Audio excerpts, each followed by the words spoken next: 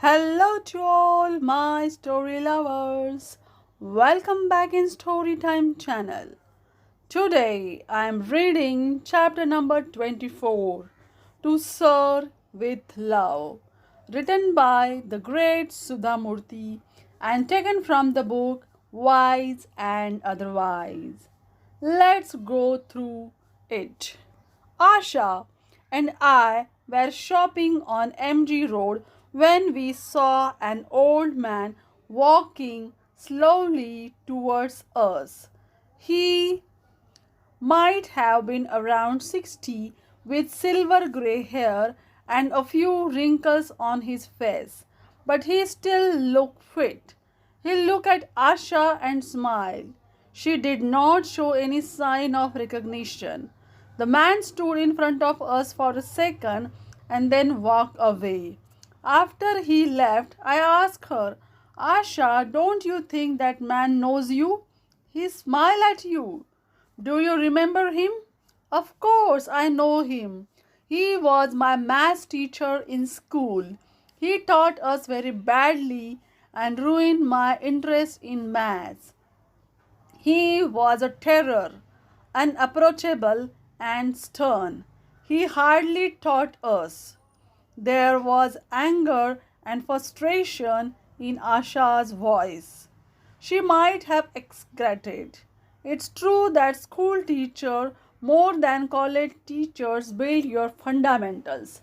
It is easy to teach at graduate and postgraduate levels, but difficult to do so at the school level.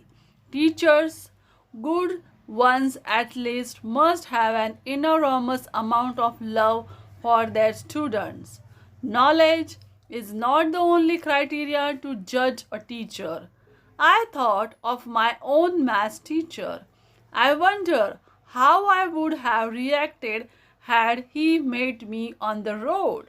What would he have done and how would he have greeted me? He probably would have said, Why are you wasting your time on MG Road? Go back to office or work at home. Don't teach without preparation. Without a second thought, I would have said, Yes, sir. Then hesitantly, I would have asked, Where are you staying? Can I come and see you some time later? He would have patted me on my shoulder with the same affection and concern that he showed me as a student, and both of us would have laughed. My teacher, Raghavendra Varnekar, was an extraordinary man in every sense of word.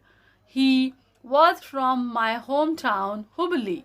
He lived a very humble life and did not receive any recognition or awards.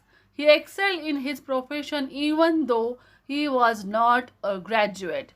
He taught mathematics so well that we never felt it was a difficult subject. He would refer to mathematics as a queen of science. Let us go and meet the queen, he would say as he led us into a wonderland of mathematics. There were numerous riders in geometry, hundreds of problems in algebra. He would teach them enthusiastically and say, I am here for students who believe they are not good in maths.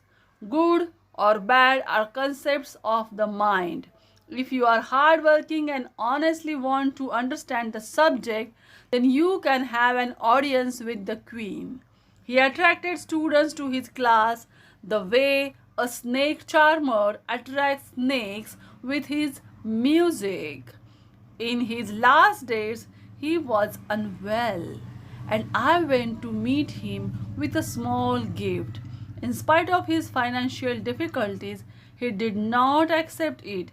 He told me the duty of a teacher is to make a student confident to face life. Life poses unknown examination. The greatest joy to teacher is to produce students better than him.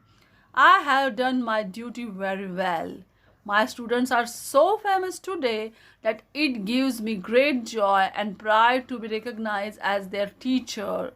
I was surprised to hear this simple philosophy, which is very difficult to practice. Had he been in a bigger city and working in a bigger school, he would have made money by taking tuitions or by starting a school himself. He did not do that. He believed in his principle and his life was an example of it. He reminds me of burning candle, giving light to everybody while burning itself out.